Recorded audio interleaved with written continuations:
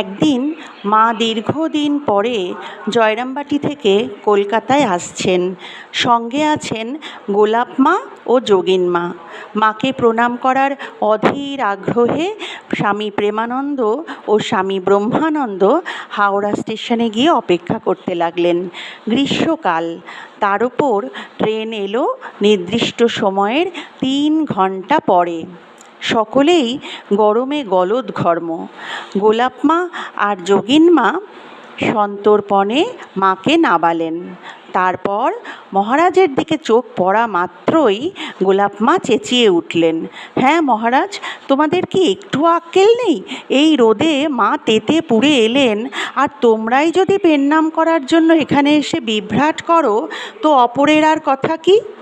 নিতান্ত অপরাধীর মতো মহারাজ আর প্রণাম করতে এগোলেন না, কিন্তু মনে করলেন শ্রী মার সঙ্গে বাগবাজার পর্যন্ত গিয়ে দেখে আসা উচিত, তার থাকার ব্যবস্থা ঠিকঠাক হয়েছে কিনা। মা চলে যাবার পর তারাও সেখানে পৌঁছে ভিন্ন গাড়িতে নিচে বসে রইলেন। এমন সময় ঘর্মাক্ত কলেবরে গিরিশ ঘোষ সেখানে উপস্থিত। তিনিও মায়ের দর্শন প্রার্থী।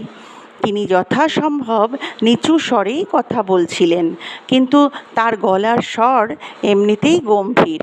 সেই আওয়াজ ওপরে পৌঁছালো এবং ওপর থেকে গোলাপ মা সেই আগের মেজাজে নেমে এলেন।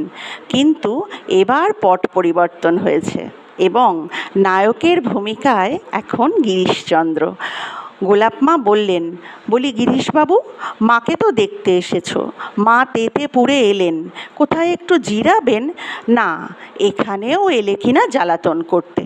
সে কথায় কান না দিয়ে গিরিশবাবু বললেন, চলো চলো চলো মহারাজ বাবুরাম, মাকে দেখে আসি।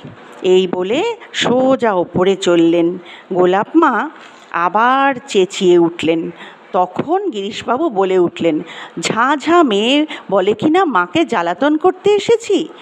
কোথায় এতদিন পরে এসে ছেলের মুখ দেখে মায়ের প্রাণ জুড়িয়ে যাবে, আর ইনি মাতৃস্নেহ শেখাচ্ছেন।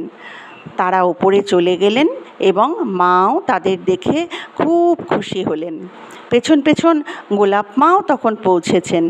তখন সজল নয়নে মাকে গোলাপ মা বললেন, শেষে কিনা গিরিশবাবু আমাকে এরকম বললে?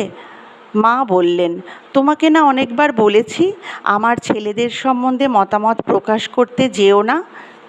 বিজয় গর্বে গিরিশবাবু নিচে নেমে এলেন। জয় মা।